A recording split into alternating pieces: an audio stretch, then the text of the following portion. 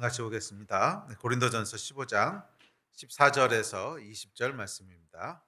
찾으셨으면 다 같이 한 목소리로 14절부터 읽습니다. 시작. 그리스도께서 만일 다시 살아나지 못하셨으면 우리가 전파하는 것도 헛것이요 또 너희 믿음도 헛것이며 또 우리가 하나님의 거짓 증인으로 발견되리니 우리가 하나님이 그리스도를 다시 살리셨다고 증언하였습니다. 만일 죽은 자가 다시 살아나는 일이 없으면 하나님이 그리스도를 다시 살리지 아니하셨으리라.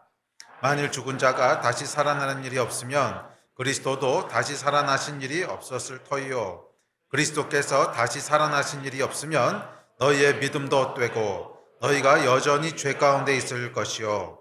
또한 그리스도 안에서 잠자는 자도 망하였으리니 만일 그리스도 안에서 우리가 바라는 것이 산뿐이면 모든 사람 가운데 우리가 더욱 불쌍한 자이니라.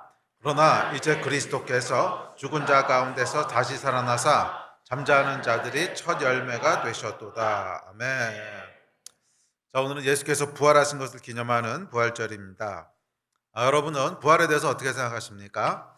부활이 역사적인 사실이라고 믿으십니까? 아니면 그냥 신앙 고백이라고 믿으십니까? 부활이 정말 역사의 한 시점에서 일어났던 사실이라고 믿으십니까? 아니면 그냥 기독교에서 믿고 있는 신앙 고백 중에 하나야 이렇게 생각하십니까? 저는 본문에 보시면 성경이 뭐라고 주장하냐면 성경 자체는요 부활이 역사적인 사실인 것을 주장합니다. 그렇죠? 저는 본문 말씀에서 성경이 뭐라고 주장합니까? 만약 부활이 사실이 아니면 우리 믿는 것도 다 헛되고 우리의 모든 삶도 다 망한 거라는 거예요. 믿는 자들의 삶은 망한 거라는 거예요. 왜? 사실도 아닌 것을 믿고 있었으니까. 성경의 주장은 아주 명확합니다. 만일 그리스도께서 다시 살아나지 못하셨으면 우리가 전파하는 것도 헛되고 너희 믿음도 헛되다 이렇게 얘기합니다. 또한 그리스도 안에서 잠자는 자도 다 망했다 이렇게 얘기합니다. 성경의 주장은 뭐냐면 부활이 역사적인 사실이었다는 거예요. 그래서 만약에 부활이 역사적인 사실이 아니라 그냥 단순히 우리가 믿고 있는 신앙 고백이고 이렇게 얘기한다면 적어도 한 가지는 분명합니다. 성경은 거짓말이라는 거예요. 부활이 사실인지 아닌지 차치해 두고 만약에 정말로 그렇다면 성경은 거짓말이라는 거예요. 그러면 성경이 거짓말인 성경을 믿고 있는 우리 믿음은 뭐예요? 다 헛거라는 거죠. 다 쓸데없는 짓 한 거고 우리 삶은 다 망한 거라는 거예요. 성경의 주장은 명확합니다. 부활이 역사적 사실이라는 거예요.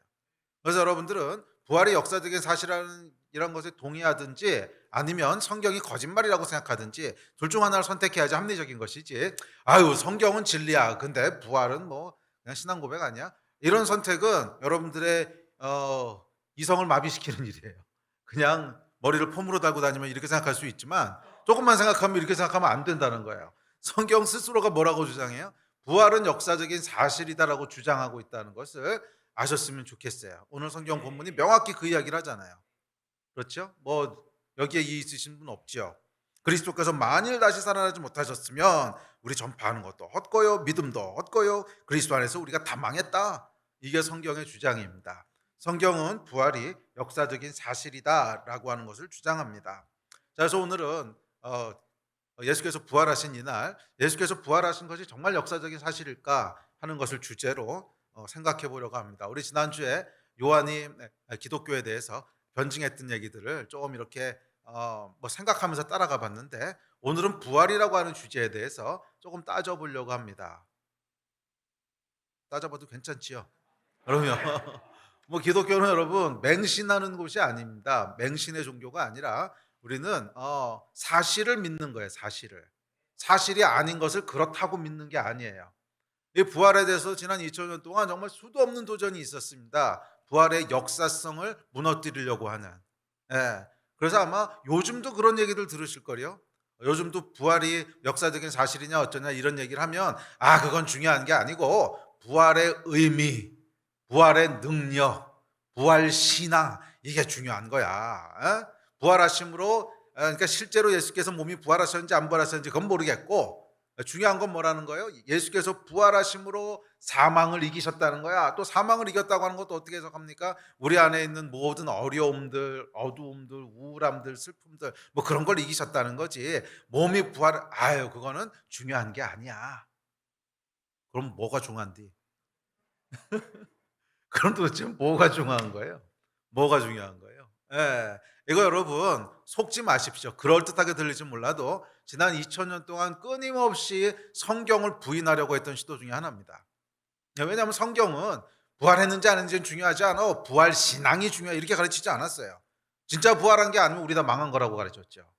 그러니까 성경을 부인하든지 아니면 부활을 믿든지 둘 중 하나여야지. 뭐 부활은 모르겠지만 성경은 이거는 이건 틀린 얘기라는 거예요.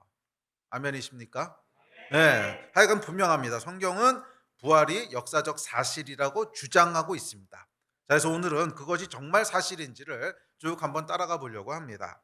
자, 질문을 하나 하죠. 여러분은 기독교만이 진리라고 하는 것을 어떻게 확신하십니까?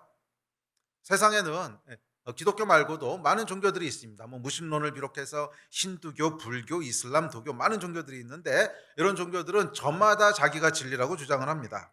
이 많은 주장 가운데 기독교만이 진리라고 하는 것을 어떻게 확신하십니까? 여러분들이 불교나 힌두교를 믿으려면 이런 고민 안 하셔도 돼요.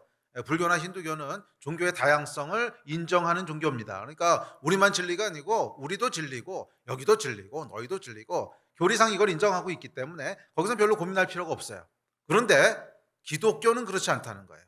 예. 기독교는 예수 그리스도 외에는 구원이 없다라고 얘기합니다. 예수 그리스도 외에는 구원이 없다. 성경만이 유일한 진리고 하나님만이 유일한 진리라고 하는 것을 이야기합니다. 그러므로 여러분들이 예수를 믿으시려면 적어도 여기에 대한 대답들을 가지고 계셔야 돼요. 예? 여기에 대한 스스로의 대답도 가지고 계셔야 되고 묻는 이들에게 답할 수 있는 대답도 가지고 계셔야 됩니다. 왜 기독교만이 진리입니까? 자, 오늘은 이 질문에 대해서 생각해 보려고 합니다. 자, 어떤 분들은 성경을 근거로 해서 성경이 그 증거다 이렇게 말씀하시는 분도 있습니다. 이 성경에 보면 예수 탄생 이전에 기록된 구약 성경에도 예수의 생애에 대해서 적어도 300번 이상을 예언하고 있는데 이 예언이 아주 디테일합니다. 어디서 태어날 거며 어디서 자라서 무슨 일을 할 것이고 어떻게 돌아가시고 하여간 아주 자세히 기록되어 있습니다. 300번 이상이 기록되어 있어요. 그래서 한때는 어떤 주장들이 있었냐면 구약 성경은 예수님 탄생 이후에 쓴 책이야. 그렇지 않고는 그렇게 정확하게 묘사할 리가 없어. 그래서 그것은 그냥 예수님 탄생 이후에 어떤 사람들이 그냥 그럴듯하게 예언서처럼 포장해가지고 옛날에 쓰여진 것처럼 한 거지 실제로는 예수 탄생 이후에 쓰여진 거야 라고 하는 주장이 꽤 지지를 받아왔어요. 그런데 감사하게도 1947년도에 사해에서 사해사본이라고 하는 구약 성경이 발견됩니다. 구약 성경 원본이라고 하는 건 지금 보존돼 있지 않죠. 다 옮겨 적은 사본인데 하여간 사해에서 사해사본이라고 하는 사본이 발견되는데 이거를 가지고 연대를 측정해 봤더니 기원전 2세기가 나왔어요. 200년 전. 그래서 그 다음에는 이런 주장들이 싹 사라졌습니다. 적어도 구약 성경이 예수 탄생 이전에 쓰여졌다고 하는 건 분명해요. 적어도 구약 성경이 예수 탄생 이전에 쓰여졌다고 하는 것은 과학이 증언하고 있는 겁니다. 그런 사본들이 있으니까. 그리고 지금은 그거보다 더 오래된 사본들도 발견됐어요. 그래서 200년, 300년, 400년 전에 쓰여진 사본들이 있습니다. 자, 그러므로 하여간 이 성경은 참 신기하게도 예수님 탄생 이전에 쓰여졌는데도 예수께서 어떤 삶을 사실 거에 대한 것을 300번 이상 정확히 예언하고 있습니다. 그러므로 성경이 증거다 이렇게 얘기할 수도 있습니다. 그런데 문제는 뭐냐면 다른 종교들도 이런 경전이 있다는 거예요.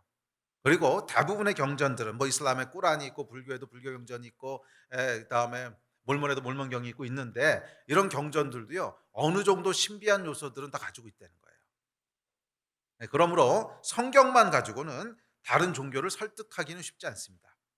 우리 스스로가 뭐 이렇게 확신을 가질 수는 있어도 다른 종교를 설득하기는 쉽지 않습니다. 그래서 또 어떤 분들은 초자연적인 역사를 들어서 기독교만이 진리다 이렇게 이야기하기도 합니다. 뭐 예수를 믿으면 방언을 하기도 하고 또 병든 자가 낫기도 한다는 거죠. 그렇죠. 예. 기도하니까 초자연적으로 병이 낫기도 하고요. 저희 할머님 같은 경우에는 지금 돌아가셨지만 영어로 방언을 하셨거든요. 예. 그러니까 이분이 영어 전혀 모르시던 일제시대 분인데 기도만 하면 나중에 영어로 기도를 하셨어요. 이 진짜 신기하지 않습니까? 저 어렸을 때부터 보고 자랐거든요. 예, 제가 아프다 그러면 "아이고 우리 성준아 일로 와라." 그래서 기도해 주세요. 이렇게 배를 이렇게 주물러면서 "하나님." 뭐 이러고 기도하다가 갑자기 영어로 바뀌세요. 와, 그래서 제가 중학교 때 이후로는 방언 통역을 했다는 거 아니에요. 뭐 이렇게 어려운 영어는 아니에요. 그런데 거의 대부분 하나님을 찬양하고 믿음을 고백하는 내용인데 하여간 뭐 영어 방언을 하셨어요. 뭐 초자연적인 역사죠. 자 봐라. 그러니까 기독교가 진리다. 이렇게 얘기하고 싶지만 이것도 사실 충분하지는 않습니다. 왜냐하면 다른 종교들에도 이런 신비한 역사들이 있거든요. 불교도 방언이 있고요, 여러분. 힌두의 고승들은 공중부양을 막 하기도 합니다. 그거 아세요? 이게 이게 뭐 그런 게 아니고 제가 진짜로 친하게 지내는 잘 아는 목사님이 한 분 계세요. 정말 이게 형님처럼 제가 알고 지내는 목사님인데 이 목사님이 이제 PK예요. 그러니까 목사님 아들이었는데 젊었을 때 굉장히 오랫동안 그 믿음을 떠나 있다가 나중에 정말 은혜로 돌아와서 목사가 되긴 했는데 왜 떠나 있었는지를 저한테 해 줬던 얘기가 있어요. 예. 그러니까 젊었을 때였는데 힌두 고승을 만났다는 거예요. 힌두 고승을 만났는데 자기 앞에서 공중부양을 하더래요. 자기 앞에서 이렇게 붕 뜨더라는 거예요. 그래서 너무 충격을 받아 가지고서 그래서 믿음 다 저버리고 이제 이렇게 떠나서 방황을 오래 하다가 그러다가 이제 나중에 은혜로 돌아왔는데 하여간 뭐 이런 일들이 있단 말이에요. 그러니까 진짜로 이렇게 뭐 공중부양을 한다든지 또 뭐 그렇게 힌두 고승까지 갈 것도 없고 신내림 받은 용한 무당들 보면요. 진짜 용한 짓들을 하거든요. 진짜 용한 짓들을 합니다. 뭐 이게 여러분 별로 이상하지 않습니다. 왜냐하면 하나님 이외에도 영적인 세계가 있고 영적인 존재가 있기 때문에 당연히 다른 종교에도 이렇게 초자연적인 역사들이 가끔 일어납니다. 아니 많이 일어나기도 해요. 그래서 그것만 가지고 기독교가 진리다라고 얘기할 수는 없고 그것은 무엇의 증거가 되냐면 보이는 게 전부가 아니다. 설명할 수 없는 초자연적인 역사가 있다. 뭐 그것까지는 우리가 얘기할 수 있어도 그것 가지고 기독교만이 진리다 이렇게 얘기할 수는 없죠. 자 그렇다면 기독교만이 진리라고 하는 것을 어떻게 알 수 있을까요? 감사하게도 부활이 그 증거라는 거예요. 부활이. 정말 감사한 게 뭐냐면 다른 어떤 종교를 봐도요 부활을 주장하는 종교는 없어요. 응? 그 종교의 창시자였던 모하메이 부활했다 이렇게 얘기하지도 않고요. 부처가 부활해서 지금도 살아있다 이렇게 얘기도 안 해요. 부활은 기독교만이 이야기합니다. 그리고 예수께서 뭐라 그러셨냐면 네가 사시는 걸 어떻게 믿어? 하고 따지는 사람들을 향해서 이 성전을 헐라 내가 사흘 만에 다시 지으리라. 네? 부활에 대한 얘기를 하셨어요. 그래서 내 말이 사실인 줄 어떻게 아냐고 내가 하나님인 걸 어떻게 믿느냐고 내가 죽은 다음에 사흘 만에 부활할 거야. 그걸로 증명할 테니까 그때 믿어. 이렇게 말씀하셨거든요. 그러니까 예수님께서도 스스로 어떤 증거를 내셨냐면 성경이 사실이고 내가 진짜 하나님인 것에 대한 증거가 뭐냐고 내가 사흘 만에 부활할 테니까 그게 증거가 될 거야. 그러니까 부활은 뭐냐면 예수님께서 예수님의 모든 가르침이 진짜라고 하는 것을 도장을 꽝 찍는 일이라고 하는 걸 말씀하셨어요. 그래서 여러분 부활이 어떤 면에서 우리 믿음의 시작점이 됩니다.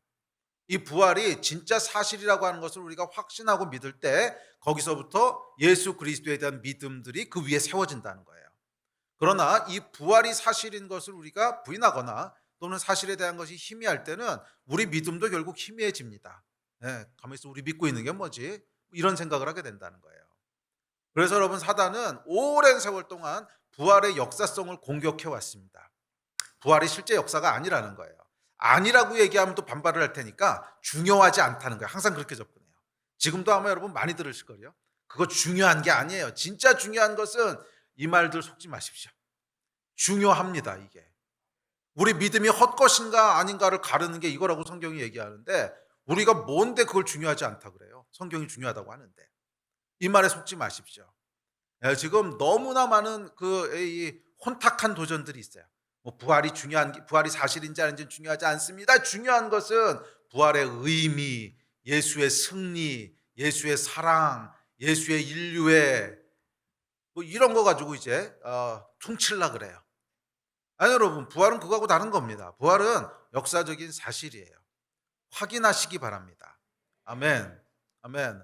사람들은 여러분 그 이야기 좀 나중에 합시다. 자, 하여간 이 예수 외에 다른 이루는 구원할 수 없다라는 이 성경의 배타적이고 독선적인 주장이 사실이라고 하는 것을 부활로 증명하셨습니다. 그러므로 여러분 우리는요 둘 중 하나를 선택해야 돼요. 이것도 맞고 저것도 맞고 이럴 수는 없어요. 정말 이 부활이 사실이라면 성경만이 진리인 거고요. 부활이 사실이 아니라면 다른 주장이 맞는 거예요. 아유 그것도 맞고 이것도 맞고 이렇게 할 수는 없다는 거예요. 성경이 그걸 허락을 안 하는데 성경이 그걸 허락을 안 해요. 성경만이 진리든지 아니면 성경이 거짓말이든지 둘 중 하나를 선택해야 돼요. 그리고 그 키는 어디 있어요? 부활에 대한 확인에서부터 시작됩니다. 부활이 정말 역사적인 사실이었나? 여기서부터 시작됩니다. 아멘. 자, 여러분, 기독교는 철저히 역사 위에 세워졌습니다. 저는 이것이 기독교와 다른 종교의 아주 중요한 차이라고 생각합니다. 뭐 꾸란이나 그런 다른 종교의 경전들을 보면 이렇습니다. 어느 날 한 사람, 뭐 선지자라고 불리는 한 사람이 하늘에서 계시를 받습니다. 예. 그러니까 지금부터 뭐 적어라. 예, 그래가지고서 인간 프린터가 돼가지고 두루룩두루룩 적었더니 뭐 꾸란이 됐다는 거예요. 또는 저기를 팔아. 예, 그래 열심히 팠더니 무슨 경이 나왔어요. 몰몬경이 나왔다고 하죠. 그러니까 이런 식으로 이제 경전에 대한 이야기를 합니다. 근데 만약에 성경도 이런 식으로 기록됐다면 저는 아마 안 믿었을 것 같아요. 그게 정말 계시인지 아니면 그 사람이 졸다가 적은 건지 뭐 사상인지 상상인지 뭐 사실인지 착각인지가 어떻게 알겠어요. 그런데 다행히도 성경은 이런 식으로 기록되지 않았어요.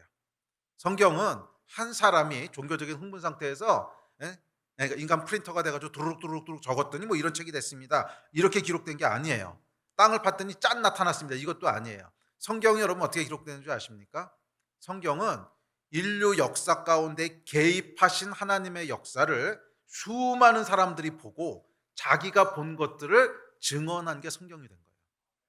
이건 근본적인 차이입니다. 네? 뭐한 사람의 신비한 계시에 의해서 주어진 책이 아니라 인간 역사 속에 개입하신 하나님, 그 역사를 많은 사람들이 보고 그것을 증언한 거예요. 그래서 여러분 성경이 어떻게 기록되는 줄 아십니까?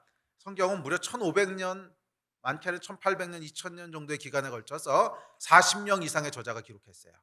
한 사람이 기록한 게 아니라는 거예요. 그럼에도 불구하고 일관성이 있는 건 기적입니다. 불가능한 일이야. 생각해 보세요. 1800년 전이면 언제냐면 삼국시대 신라 고구려 백제 할 때예요. 그때 첫 번째 저자가 기록을 했고 마지막 저자는 어저께 딱 기록을 끝냈어요. 그런데 처음부터 끝까지 일관성이지. 여러분 상상이 됩니까? 아니 고구려 백제 신라 시대 때 기록했던 책과 지금 기록한 책이 어떻게 일관성이 있겠어요? 천 몇백 년이 흘렀는데 사람의 생각도 바뀌고 뭐 문화도 바뀌고 다 바뀌는데 이 사이에 어떻게 일관된 기록이 있어요? 또 한 명이 아니고 40명이 기록을 했어요. 여러분 두 명만 말을 맞춰도요 말이 안 맞아요. 두 명만 말을 맞춰도 이 사람 이 얘기하고 저 사람 저 얘기해요. 제가요 지난 한 30년 동안 부부 상담을 엄청 했거든요. 각자 다른 남편, 다른 아내랑 사는 사람 같아요. 두 명도 말이 안 맞아요. 두 명도 말이 안 맞는데 아주 심플한 팩트도 안 맞아요. 제가 들었던 말 중에 얼마나 심각한 일도 있었냐면 뭐 남편이 분명히 던졌다는 거야. 근데 남편은 던진 기억이 없대. 제가 아무리 그 사람 만나서 물어봐도 막 정말 진실해요, 둘 다. 분명히 던졌대. 남편은 던진 기억이 없대. 내가 언제 그랬냐. 두 명도 말이 안 맞아요. 정말 두 명도 말이 안 맞아. 그런데 40명이 어떻게 말을 맞춰요? 그것도 동시대에 살았던 사람도 아니고 거의 1500년, 1800년 갭을 두고 살았던 사람들인데 이 사람들이 어떻게 말을 맞춰요? 예. 이것이 사실일 수 있는 유일한 가능성은 뭐냐면 실제로 일어난 일들을 보고 목격한 걸 기록하는 것밖에 없어요. 그건 가능해요. 내 생각과 내 사상을 쓰는 게 아니라 실제로 뭔가 일어났어요. 그것을 보고 목격한 것을 기록한다면 그러면 가능하죠. 그것은 내 생각이 아니니까 뭐 40명이 봤든 400명이 봤든 뭐 실제로 일어난 일을 기록하는 거니까 당연히 일관성이 있을 수 있죠. 성경은 여러분 인간 역사 속에 개입하신 하나님의 일을 목격한 기록들이에요. 아멘. 구약 성경은 여러분 그러니까 유대 백성들 가운데 속에 개입하셔서 일하신 하나님에 대한 역사의 기록이 구약이고요. 팔레스타인에 실제로 오셔서 사셨던 예수 그리스도에 대한 역사의 기록이 신약이고요. 복음서고요. 그리고 로마 제국 전역을 다니면서 교회를 세웠던 바울의 이야기를 그 목격하고 기록한 것이 또는 직접 기록한 것이 서신서입니다. 성경 전체는 역사의 기록이에요. 그래서 지금도 그 지역에 가보면 많은 유적들과 흔적들이 그대로 남아 있는 거죠. 음. 이 기독교는 여러분 철저하게 역사에 기초하고 있습니다. 역사에 기초하고 있어요. 인간 역사 속에 들어오신 하나님에 대한 이야기입니다. 이 하나님의 그 역사를 여러 사람이 보고 목격한 것입니다. 우리 하나님께서는 항상 역사 속에 들어오셔서 인간의 역사를 통하여 당신을 계시하시지 그것과 동떨어지게 일하지 않으세요. 여러분, 무엇이 사실인지 아닌지를 분별할 수 있는 인류가 가지고 있는 가장 그나마 근접한 툴이 뭐냐면 역사거든요. 예?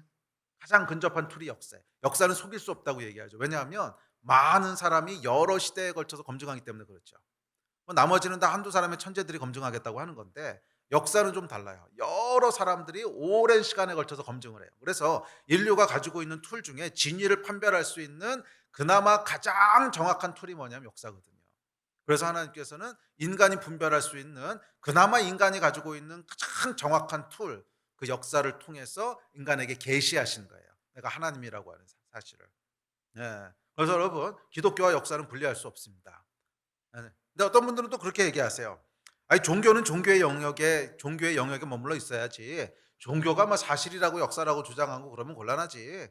이건 선을 넘은 거지. 예. 뭐 그렇게 말씀하시는 분도 계신데, 이건 여러분 기독교의 본질을 잘 이해하지 못했기 때문에 나오는 반응이라고 믿습니다. 기독교의 본질은, 기독교는 역사 위에 세워졌다는 거예요. 이걸 빼버리고 나면 본질이 깨져버립니다. 본질이 깨진다고 하는 건 뭐냐면 기독교는 더 이상 그 기독교가 아니라는 거예요. 음. 기독교의 가장 핵심되는 본질은 역사성이에요. 잘 생각해 보세요. 만약에 역사와 분리하려고 치면, 그냥 예수께서 하늘에서 자 이제 구원받는 법 불러줄 테니까 받았어 1번 2번 3번 하면 되잖아요. 근데 왜 이렇게 안 하시고 역사 속에 들어오셔서, 죄송합니다, 왜 개고생을 하세요? 그렇게 하실 이유가 없잖아요. 굳이 역사랑 분리하려고 치면 하늘에서 불러주시면 되는 거 아니에요. 예? 선지자들 몇 명 모아놓고서 자 지금부터 잘 받아 적어 1번, 2번, 3번, 4번 끝 이렇게 하면 끝나는데, 왜 역사 속으로 들어오시냐고요. 기독교의 근간은 뭐냐면 성육신이거든요. 인간의 역사에 들어오신 하나님, 인간의 역사 속으로 들어오신 하나님, 이게 기독교의 시작이고 끝이에요. 다른 종교하고 근본적으로 달라요. 다른 종교 이렇게 주장하지 않습니다. 예. 뭐 아주 이상한 사이비들이야 이상한 얘기하지만, 그래도 정상적인 종교들 중에 이렇게 주장하는 종교는 없어요. 뭐 불교나 힌두교는 우리가 돌을 닦아서 진리를 찾아가겠다는 거고, 이슬람은 신이 인간 가운데 들어온 게 아니에요. 위에서 받아 적어 한 게 이슬람이거든요. 받아 적어. 그래서 두루룩 적었다는 거예요. 그게 꾸란이죠. 네. 그런데 기독교는 근본 자체가 달라요. 인간의 역사 속으로 들어오신 하나님, 이게 기독교의 시작이고 끝이에요. 인간의 역사 속으로 들어오신 하나님, 성육신. 예. 예? 그러니까 예수님께서는 하늘에서 구원의 방법을 불러주신 분이 아니라 역사를 뚫고 우리 삶 가운데로 들어오신 하나님이세요. 이게 기독교의 근간입니다. 그래서 기독교는 역사하고 분리시키면 안 돼요. 역사하고 분리시키면 안 돼요. 음. 자, 그러므로 부활도 마찬가지입니다. 부활은 역사의 사실입니다. 아멘. 여기서부터 우리 믿음이 시작되는 겁니다. 부활은 역사의 사실입니다. 자, 그렇다면 이 부활의 역사성을 어떻게 확인할 수 있을까요? 자, 이야기를 시작하기 전에 우리 한 가지 짚고 넘어갈 게 있는데, 역사적인 사실이라고 하는 것은 언제나 통계적인 사실이라는 겁니다. 100%란 말은 없다는 거예요. 그러니까 어떤 사실이 100% 사실이야 이 얘기를 한다면 그것은 자연과학의 영역이지 역사의 영역은 아니에요. 역사나 사회과학에서 어떻게 100%란 말을 하겠습니까? 이것은 존재하지 않는 단어예요. 왜? 가서 볼 수 있는 것도 아니고, 뭐 100%란 말은 어떻게 하겠어요?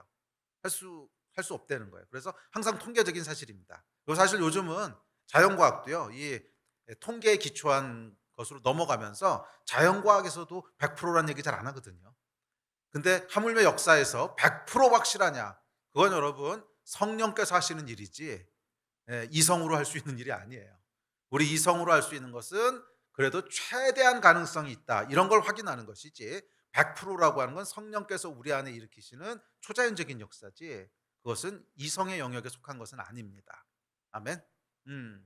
자, 부활도 하여간 그렇게 검증할 수 있다는 거예요. 자, 예를 들어 봅시다. 6.25 전쟁이 옛날에 있었는데, 6.25가 여러분 북한에서 남한을 침입해온 남침입니까? 아니면 남한에서 먼저 쳐들어간 북침입니까? 잘 대답하셔야 돼요. 여러분 사상이에요, 여기서. 사실은 100%라고 물어보면 몰라요. 100%를 어떻게 알겠어요? 우리가 뭐 가서 볼 수 있는 것도 아니고. 예? 뭐 실수로 남한 군사가 먼저 쐈는지 뭐 어떻게 알아요? 100%는 모른다는 거예요. 자, 그러나 그렇다고 해서 모든 역사적인 사실이 다 불가지론인 건 아닙니다. 증거가 불충분한 경우에는 확률이 상당히 떨어지기도 하지만 많은 경우 우리는 정황들을 통해서 무엇이 역사적인 사실이었고 무엇이 사실이 아닌지를 굉장히 높은 확률로 확인할 수 있습니다. 자, 예를 들어서 6.25가 북침이냐 남침이냐 사료들을 찾아보면 돼요. 당연히 우리나라에서야 이제 남침이라고 기록하고 있겠지만 다른 나라는 뭐라고 얘기하는가? 뭐 미국 것도 찾아보고 일본 것도 찾아보고 동남아 것도 찾아보고 그러면 대부분 비슷한 얘기를 하거든요. 아, 그러면 이거는 높은 확률로 북한이 쳐들어왔겠구나. 이렇게 판별할 수 있는 거죠. 자, 이걸 뭐라 그러냐면 사료라고 부릅니다. 사료. 그래서 역사성을 분별하기 위한 첫 번째 자료가 뭐냐면 사료예요. 사료. 역사에 대한 기록들을 다양하게 찾아보는 것입니다. 자, 예를 들어서 1592년도에 임진왜란이 있었어요. 이게 정말로 역사적인 사실인지는 어떻게 합니까? 사료들을 찾아보면 알아요. 뭐 우리나라 사료를 찾아봐도 그렇게 기록돼 있고 일본 쪽 가서 찾아봐도 그렇게 얘기하고 있고 중국 쪽 찾아가서 봐도 그렇게 얘기하고 있고 그러면 1592년도에 일본이 쳐들어왔던 게 사실이구나. 이렇게 판단한다는 거예요. 이게 역사성을 판단하는 첫 번째 기준입니다. 사료. 두 번째는 정황 증거를 보고서 판단합니다. 정황 증거라고 하는 건 뭐냐면 그 사건이 일어나지 않았다면 설명할 수 없는 일들, 전과 후가 완전히 달라지는 일들, 그런 일들이 예, 그런 역사의 어떤 흔적들이 있다는 거예요. 그랬을 때 그때 뭔가 벌어졌구나 이렇게 분별한다는 거죠. 자, 예를 들어서 이제 그런 것을 정황 증거라고 하는데 예를 들어서 임진왜란이라고 하는 것에 대한 정황 증거가 있는가? 많다는 거예요. 네, 일단 1592년도에 임진왜란이 일어나는데 그것을 기점으로 해서 조선 역사를 전과 후로 구분을 합니다. 그리고 이때를 전과 후로 나누는 이유가 뭐냐면 이때를 기점으로 해서 정치, 경제, 사회, 외교, 문화 모든 분야에서 획기적인 변화가 일어나요. 그러니까 예를 들어서 외교 분야에서는 중국에 대한 의존도가 엄청나게 높아집니다. 왜 그럴까요? 중국이 도와줘 가지고 일본을 이렇게 몰아냈거든요. 당연히 중국에 대한 의존도가 높아지죠. 그다음에 요때를 기점으로 해서 납속책, 공명책 같은 것들이 생깁니다. 기억 안 나시죠? 납속책, 공명책 이거 뭐냐면은 양반들한테 세금 걷는 거거든요. 왜 그랬을까요? 전쟁 이후에 황폐했으니까 그거 해야 될 거 아니에요. 재건해야 되니까 돈이 필요한 거죠. 그래서 양반들 돈을 이렇게 불러오는 거죠. 뭐 그렇게 하니까 뭐가 일어납니까? 신분 제도가 이제 힘들어지기 시작합니다. 뭐 이런 이제 큰 변화들이 일어납니다. 이런 변화들이 왜 일어났는가? 전쟁이라고 하는 요소를 빼고 설명하려면 설명이 안 돼요. 예, 갑자기 이런 변화가 왜 일어나는지. 근데 전쟁이 있었다라고 하는 사실을 거기다 딱 집어넣으면 모든 것이 명쾌하게 설명이 됩니다. 이랬을 때 이걸 뭐라 그러냐면 정황 증거라고 하는 거예요. 이것은 전쟁이 있었던 것이 역사적인 사실이다. 이렇게 판별을 내리게 됩니다. 자, 부활도 이런 식으로 역사성을 예, 예, 들여다볼 수 있습니다. 자, 근데 여러분 놀라운 건 뭐냐면 이런 식으로 부활에 대한 역사의 증거들을 찾아보면 여러분이 생각하는 것보다 훨씬 증거가 많다는 거예요. 정말 증거가 많아요. 어, 어. 전에 제가 몇 번 말씀드렸지만 세종대왕이 한글 만들었다는 것보다 증거가 더 많아요. 그런데 우리는 뭐 몰라고 있었죠? 찾아보지 않으니까. 사실 여러분 찾아보지 않아서 모르는 거지 찾아보면 증거들이 굉장히 많습니다. 그리고 사실 여러분 우리가 대부분의 역사의 사실은요 그냥 믿는 거지 안 찾아봐요. 세종대왕이 한글 창제하셨다고 하는 거 여러분 역사의 사료들이나 아니면 정황 증거들 찾아본 분이 있으세요? 그것도 증거 없어요 여러분 다. 학교에서 이렇게 배웠으니까 믿는 거지. 또 1592년도에 임진왜란이 있었다고 하는 거 실제로 여러분 돌아다니면서 사료들 찾아보고 해보셨어요? 안 해봤어요 대부분. 네? 그럼 뭐예요? 학교에서 배웠으니까 믿는 거지. 사실 여러분 다른 역사의 사실에 대해서도 증거들 안 가지고 있어요. 왜? 찾아보지 않았으니까. 부활도 똑같습니다. 부활의 차이가 있다면 학교에서 가르쳐 주지 않았다는 것뿐이지 증거를 찾아보지 않으면 당연히 증거는 모르는 거예요. 예. 그런데 조금만 힘을 들여서 찾아보면 우리가 생각하는 것보다 훨씬 많은 증거들이 있다고 하는 것을 발견하게 됩니다. 참 놀라요. 훨씬 많은 증거들이 있다는 거예요. 자, 그래서 오늘은 그 증거들 중에 몇 가지만 살펴보려고 합니다. 뭐 증거가 굉장히 많기 때문에 다 살펴보려면 뭐 시간 없어서 안 되고요. 그래서 예전에는 제가 이 설교하고 난 다음에 이렇게 참고 문헌 같은 거 달라 그래서 제가 드리고 그랬는데 지금 저한테 안 물어보셔도 돼요. 챗GPT. 야, 얼마나 끝내주는 줄 몰라요. 챗GPT가 여러분 사실은 아, 안 써보셨어요? 그래가 지금 이게 게임 체인저로 등장한 건데 얘가 여러분 진실을 말해주는 건 아닙니다. 예. 그래서 어떤 사람은 얘를 구라 GPT라 그러는데 물어보면 진짜 엉뚱한 대답들 많이 해요. 그러니까 얘가 뭐라는 거냐면 그 언어를 만들어내는 거기 때문에 하여간 관계 상관성 있는 언어들을 계속 제너레이트 하는 거거든요. 그래서 꼭 진실을 얘기해 주는 건 아닌데 요약해 주는 건 기가 막히게 해요. 무슨 책 요약해 줘. 끝내줍니다. 예. 뭐에 대한 자료 찾아줘. 끝내줍니다. 예. 그래서 만약 부활의 증거에 대해서 궁금하시면 쳐 보세요. 예. 예수가 부활했다고 하는 역사적인 자료들을 찾아줘. 쫙 찾아서 5개 알려줄 겁니다. 그러면 거기다 계속해. 그러면 10개 알려줄 거고요. 20개 알려줘. 그럼 20개 알려줘요. 정말로. 그리고 참고문헌도 다 나와요. 그냥 쳐보세요. 엄청 많아요. 엄청 많아요. 야, 이 얼마나 좋은 세상이 됐는지. 그거는 구라가 아니에요. 그거는 거기 뒤에 문헌까지 다 나와요. 어느 문헌, 어느 문헌이라고. 생각보다 많습니다. 자, 그중에 몇 가지만 제가 알려드릴게요. 첫 번째는 무엇보다도 성경입니다. 그렇죠. 뭐 성경 자체가 역사의 기록이기 때문에 성경은 그 예수의 부활을 역사로서 증언하고 있습니다. 오랜 세월 동안 성경의 역사성을 부인하려고 공격해 왔지만 그 공격은 성공했던 적이 없어요. 왜? 사실이 아니니까. 음. 이 복음서가 4권이 있다고 하는 것도 그런 면에서 굉장히 중요합니다. 네, 성경에는 마태, 마가, 누가, 요한복음이 있죠. 4가지 복음이 있는데 똑같이 예수의 생애와 가르침을 기록하고 있는데 저자에 따라서 조금씩 다르게 기록하죠. 그래서 그러니까 무슬림들은 이거 가지고 공격하기도 합니다. 우리 꾸란은 한 가지밖에 없는데 너희는 왜 4개씩이나 있냐? 응? 너희 사람이 지어낸 거 아니냐? 신이 계시했다면 한 가지 버전만 있어야지 왜 4가지 버전이 있냐? 그러니까 예를 들어서 예? 예. 예. 그 마태복음에는 심령이 가난한 자는 복이 있나니라고 했는데 누가복음에는 가난한 자는 복이 있나니라고 했거든. 뭐가 진짜냐는 거예요. 예수께서 실제로 하신 말은 뭐냐? 이러고 이제 공격을 합니다. 꿀안엔 그런 거 없다는 거야. Only one version. 이게 이제 알라의 계시라는 거죠. 근데 여러분 여기 진짜 중요한 맹점이 뭔지 아십니까? 로미오와 줄리엣도 한 가지 버전밖에 없다는 거예요. 역사와 소설을 가르는 기준이 뭔지 아세요? 역사와 소설을 가르는 기준. 역사는 여러 기록들이 존재하고요. 소설은 한 가지 버전밖에 없어요. 로미오와 줄리엣에 대한 다른 기록들 보신 적 있으세요? 그건 여러분 이 판권을 셰익스피어가 갖고 있기 때문에 다른 기록이 존재하면 안 돼요. 저자가 그냥 기록해서 소설로 했으면 한 가지 버전으로 끝나는 거예요. 그게 소설이에요. 그런데 역사는 그렇지 않아요. 일어났던 일을 여러 명이 목격한 거기 때문에 다양한 기록이 존재합니다. 존재해야만 해요.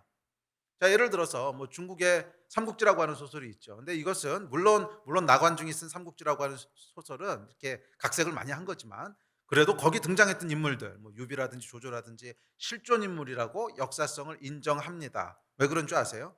기록이 다양하기 때문에 그래요.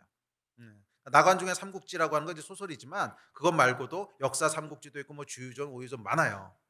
그러니까 여러 기록들이 있기 때문에 그런 기록들을 종합해 보면 이 사람은 실존 인물이야. 물론 소설에서 많이 이렇게 그렇게 하긴 했지만 하여간 실존 인물이야 하는 것은 사람들이 동의하는 거예요. 역사와 소설의 차이입니다. 꾸란이 여러분 한 가지밖에 없다고 하는 것은 진리의 증거가 아니라 소설일 가능성이 높다는 거죠. 로미오와 줄리엣도 한 가지 버전밖에 없거든요. 그런데 성경은 4가지 버전이 있다고 하는 거. 역사의 기록이라고 하는 반증입니다. 예수께서 실제로 행하신 거예요. 예. 하나님께서 하늘을 뚫고 이 땅에 오신 거예요. 그래서 실제로 사셨어요. 죽으시고 부활하셨어요. 수많은 사람들이 목격했어요. 그 중에 몇 명이 그 목격한 것들을 기록한 거예요. 마태, 마가, 누가, 요한복음. 그래서 조금씩 차이가 나긴 하지만 그것이 오히려 할렐루야. 예. 그렇기 때문에 그것이 역사의 기록이라고 하는 증거가 됩니다. 아멘. 자, 어쨌거나 이 성경이 뭐 구약도 그렇잖아요. 구약도 보면 그 열왕기서랑 역대서랑 보면 그러니까 같은 내용들을 기록하죠. 그런데 조금 표현들은 달라요. 왜? 역사니까. 여러 사람들이 보고 기록한 거죠. 자, 성경은 역사의 기록입니다. 자, 그럼에도 불구하고 성경만으로 이렇게 얘기하기는 좀 어렵습니다. 왜냐하면 어쨌거나 성경은 기독교의 경전이니까. 그래서 우리는 비기독교인이 기록한 것 중에도 뭐가 있나 하는 것을 찾아볼 필요가 있습니다. 그리고 감사하게도 많습니다. 그 중에 대표적인 사람 한 사람만 소개하면 요세푸스라고 하는 역사가가 있습니다. 이 사람은 AD 37년도에 태어난 사람인데요. 그러니까 예수님 당대에 태어난 사람이죠. 그리고 이 사람은 예수님 당대인지 아니면 부활하신 직후든지 하여간 그 근처에 태어난 사람이에요. 그리고 이 사람은 우연한 기회에 로마 황제의 친구가 되고 그 로마 제국의 역사를 기록하는 임무를 아 예 이제 행합니다. 그래서 평생 20권 이상 되는 역사 전집을 남겼는데, 자 그중에 이런 기록이 있어요. 기록 한 부분만 소개할게요. 시작. 야고보는 그리스도라 불리는 예수의 형제이다. 이 당시 예수라고 불리는 현자가 살고 있었다. 그의 가르침은 훌륭했고 그는 덕스러운 사람으로 알려졌다. 유대인들과 다른 나라에서 온 많은 사람들이 그의 제자가 되었다.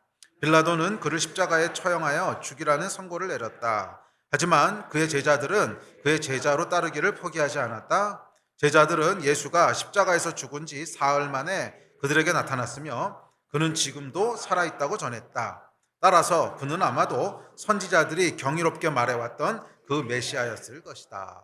예, 이거 여러분 세상 역사가 일반 역사에서 기록하고 있는 예수와 부활에 대한 기록입니다. 크리스천이 아닌 사람이 기록한 거예요. 그러니까 적어도 예수께서 실제로 살았던 것은 분명해요. 그리고 그분이 죽었다가 부활했다고 제자들이 믿었던 것도 분명해요. 세상 역사에서도 그렇게 기록하고 있어요. 예수께서 부활하셨다고 제자들은 믿었다 하는 것까지 사실이에요. 아멘. 자, 또 이런 기록도 있습니다. 당시 로마 황제였던 시저가 나사렛 지역에 내린 포고문이 남아 있는데 흥미로운 기록이 있습니다. 한번 읽어보죠. 시작. 만약 어떤 사람이 무덤을 파괴한다거나 시신을 빼내가서 다른 장소로 옮겨 시신을 손상시키거나 무덤의 돌을 옮겨 놓음으로써 내 명령을 어길 경우 무덤 훼손에 대한 혐의로 사형에 처하기를 바란다. 이 포고문이 여러분 좀 이상하다고 느껴지지 않으세요? 아니 무슨 무덤에 돌을 옮겼다고 사형을 시킵니까? 너무 심하잖아요.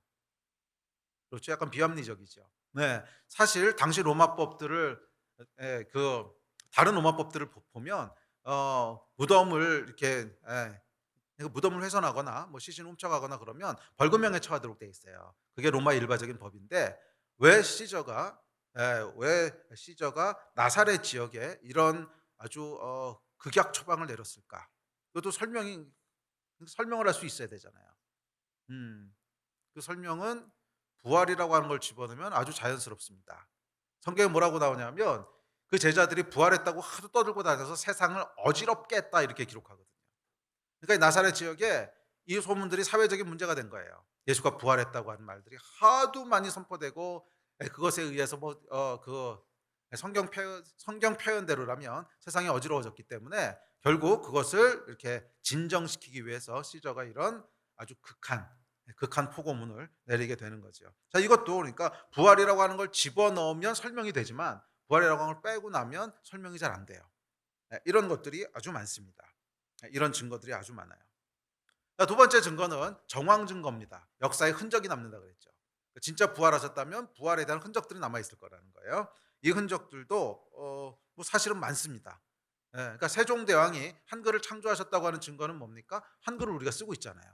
자, 이런 식으로 역사에 어떤 사건이 실제로 있었으면 그것 때문에 나타나는 흔적들이 있어요. 자, 이것도 따라가 보면 부활에 대한 흔적들이 생각보다 많습니다. 첫 번째 흔적은 뭐냐면 교회라고 하는 것이 존재해요. 교회. 여러분, 교회라고 하는 게 말이에요. 지난 2000년 세계사에서 가장 중요한 요소가 교회 아닙니까? 결국 교회가 인류 역사를 적어도 한 1000년, 1500년 이상을 끌고 온 게 교회잖아요. 아주 근대사는 뭐 좀 다를 수 있어도 굉장히 오랜 시간 동안 인류의 역사는 교회 역사다라고 얘기할 정도로 큰 영향력을 미쳤던 게 교회거든요. 근데 도대체 교회가 어디서부터 시작됐냐는 거예요, 그러면. 그렇게 큰 영향력, 어마어마한 영향력을 미치는데 이 교회라고 하는 것이 언제 시작됐냐는 거예요. 이게 여러분 고대 문헌을 아무리 뒤져봐도 AD 1세기 이전에는 교회라는 단어가 나오질 않아요. 교회 존재 자체가 나오질 않아요. 그러다가 AD 1세기가 딱 지나고 나면 교회라고 하는 게 전면으로 등장하면서 굉장한 영향력을 미치기 시작합니다. 자, 그 얘기는 뭐예요? AD 1세기에 뭔가 사건이 있었다는 거예요. 그렇지 않고는 이런 변화를 설명할 수가 없죠. 그 전까지 한 번도 등장하지 않던 단어가 왜 갑자기 이때를 기점으로 해서 인류 역사 전체를 끌고 가냐는 거예요.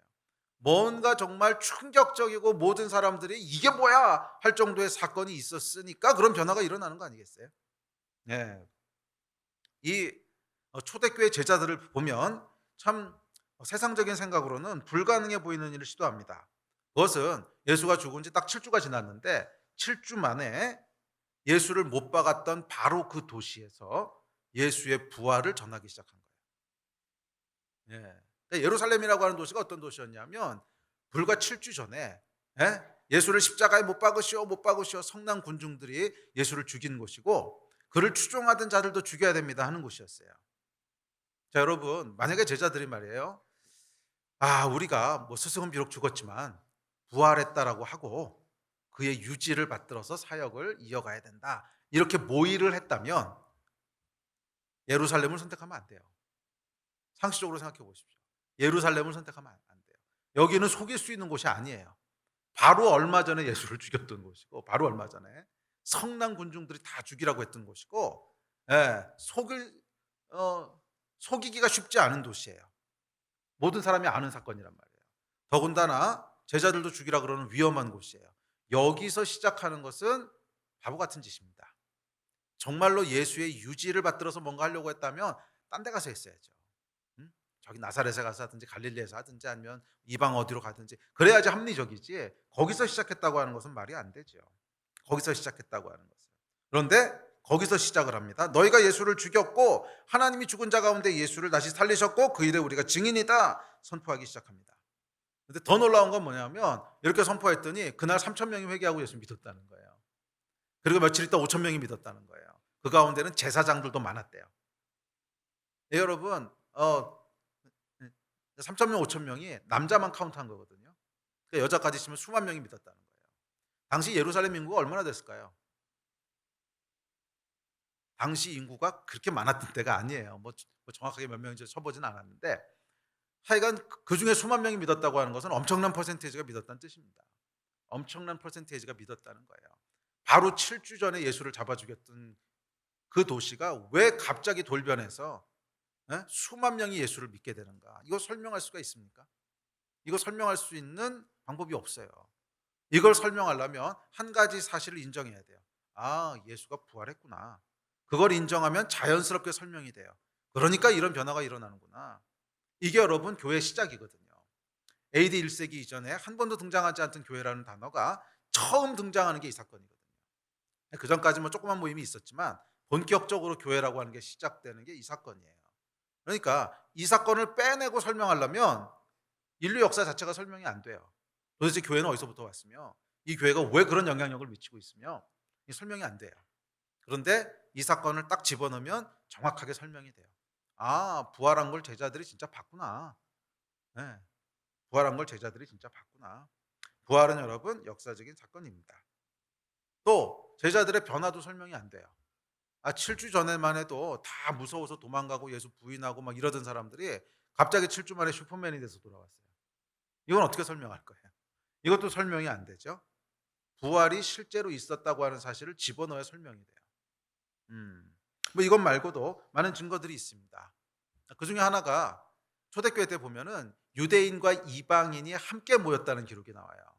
이거는 유대인들을 잘 모르는 사람 입장에서는 별로 감동이 없는 말이지만 유대인을 조금 아는 사람 입장에서는 말도 안 되는 얘기입니다.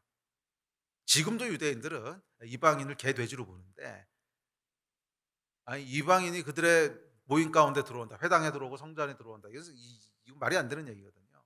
그런데 교회 안에 이방인과 유대인이 함께 모여 있었다.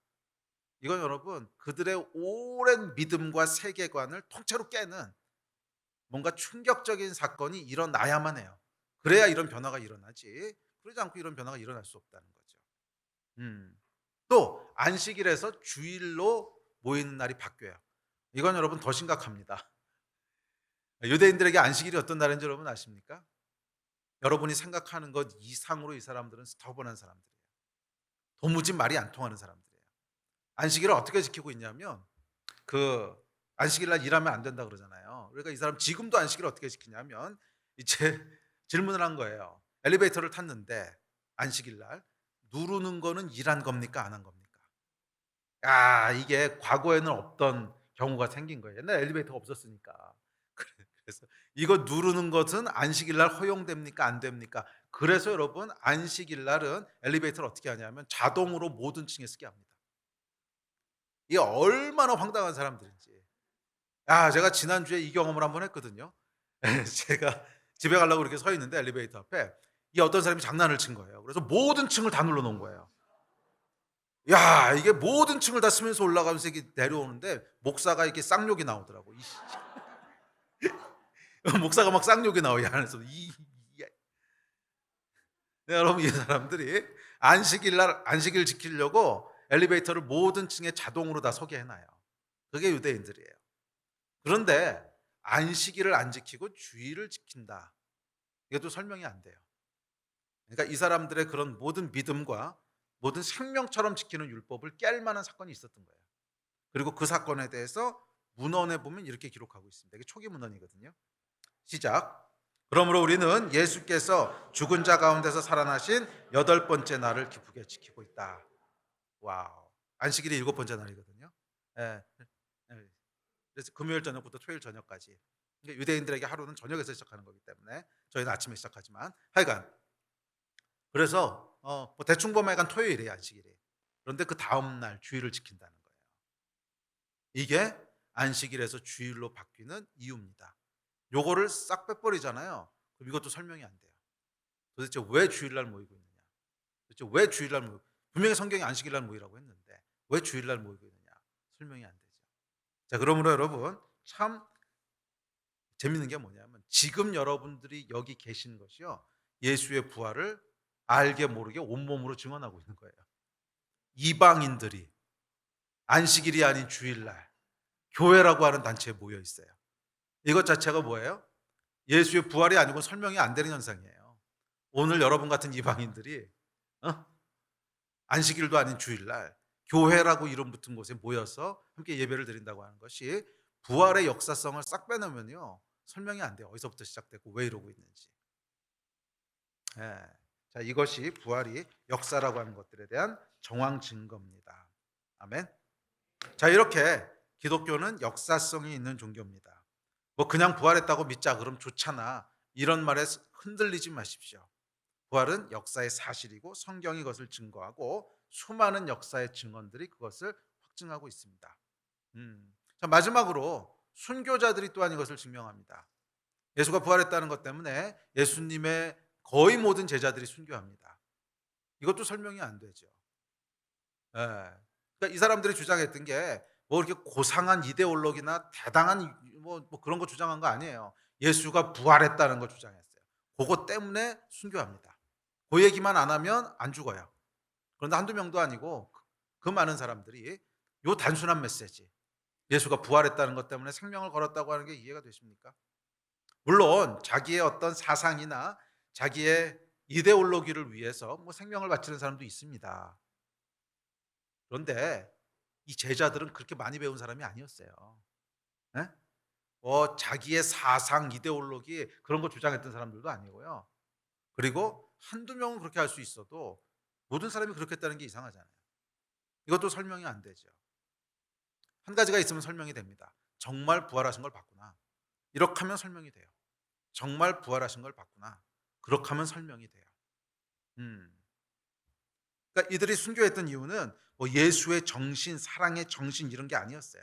그냥 예수가 부활하셨어. 그분이 하나님이야. 이것 때문에 목숨을 내놓습니다. 네. 자, 이것은 여러분 진짜로 부활을 받기 때문이라고 하는 것 말고는 설명이 안 되죠. 부활은 여러분 역사의 사실입니다. 이것보다 더 많은 증거를 원하시는 분은 챗GPT 찾아보세요. 정말 많아요. 부활의 역사성 위에서 우리의 신앙이 시작되는 것입니다. 아멘. 우리 예배팀 앞으로 나오십시오.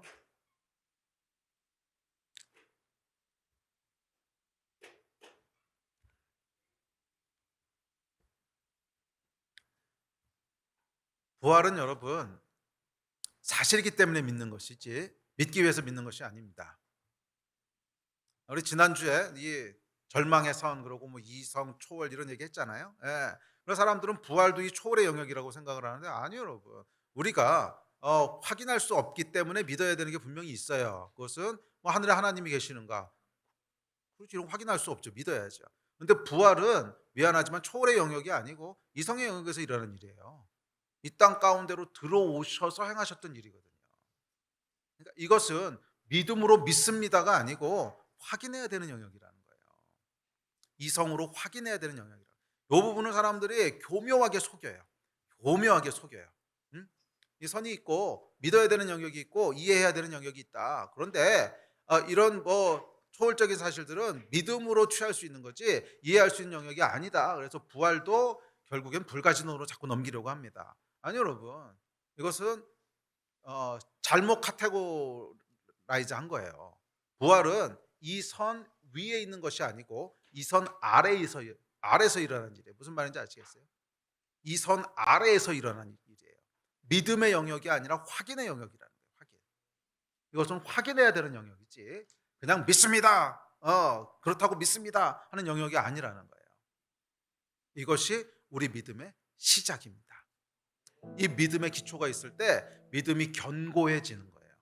예수가 정말 하나님이시구나. 예수가 정말 하나님이시구나. 우리에게도 영원한 삶이 있구나. 왜? 우리도 부활할 거니까. 여기서부터 우리의 견고한 믿음이 시작됩니다. 그런데 여기서 속잖아요. 부활이라고 하는 건 초월의 영역에 있는 건데 우리가 그냥 믿음으로 취하는 거지 뭐 확인할 수 있는 게 아니야. 여기서 속으면은 우리의 믿음도 애매하고 추상적이 돼요. 애매하고 추상적이 돼요. 믿어야 되는 것과 확인해야 되는 것들을 혼돈하지 마세요. 믿어야 되는 것과 확인해야 되는 것을 혼돈하지 마세요. 부활은 확인해야 되는 영역의 일입니다. 확인할 수 있어요. 왜? 역사상에 일어났던 사건이니까. 만약 부활을 확인할 수 없다면 세종대왕도 확인할 수 없는 거고 임진왜란도 확인할 수 없는 거예요. 그거 다 믿음으로 취하십니까? 아니잖아요. 그건 사실로 우리가 이해하잖아요. 부활도 그렇게 해야 되는 영역입니다. 그러면 여러분, 부활에 대한 사실을 확인하시고 그 믿음 위에 견고한 여러분들의 믿음이 세워지기를 주의 이름으로 축원합니다. 일어나서 기도합시다.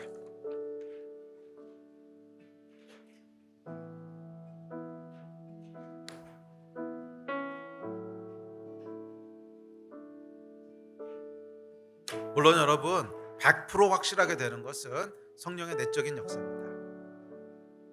네. 그건 성령의 내적인 역사예요. 그러니까 역사에는 여러분 임진왜란도 그렇고 세종대왕도 그렇고 100%라는 건 없어요. 그냥 역사의 증언상 그게 거의 확실해. 그게 베스트입니다. 부활도 마찬가지입니다. 그러나 그 정도라도 충분합니다. 네. 부활의 역사성 위에서 시작하십시오. 우리 함께 좀 기도합시다. 기도할 때 우리 예수님 살아나셨습니다. 그래서 지금도 살아계십니다. 우리도 영원히 살 것입니다. 이 부활의 능력으로 승리하는 자들 되게 하여 주시고 이 부활의 능력 가운데 흔들리지 않는 자들 되게 하여 주시고 살아계신 예수님과 동행하는 그런 하루하루 승리하는 삶 되게 도와주시옵소서. 아멘. 이 마음 가지고 우리 주여 한번 크게 부르짖고 다 잡심해서 기도하십시다.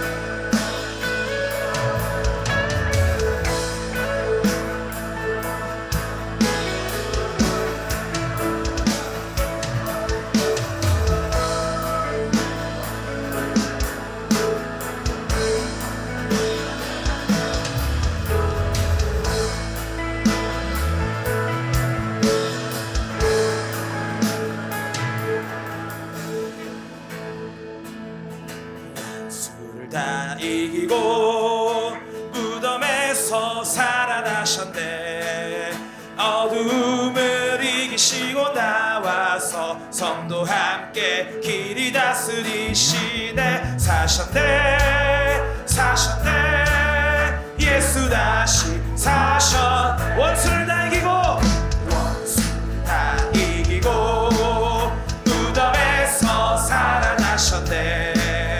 어둠을 이기시고 나와서 성도 함께 길이 다스리시네. 사셨네 사셨네 예수 다시 사셨.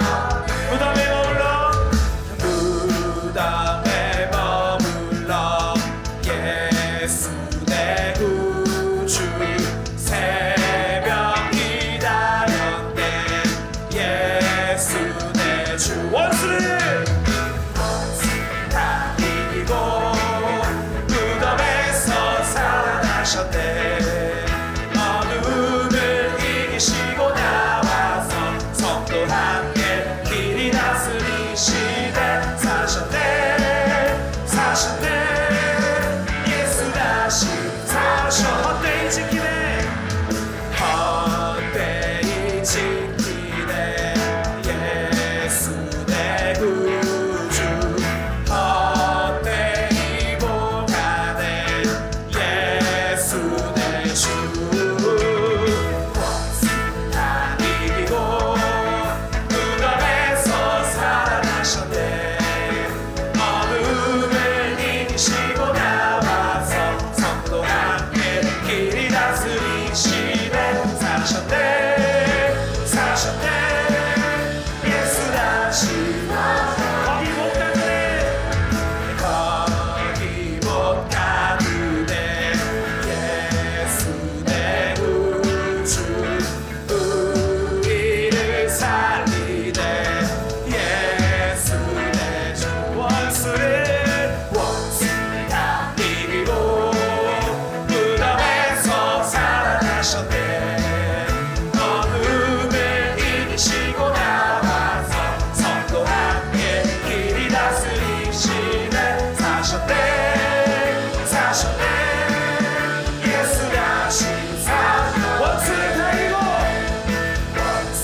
다 이기고 무덤에서 살아나셨네.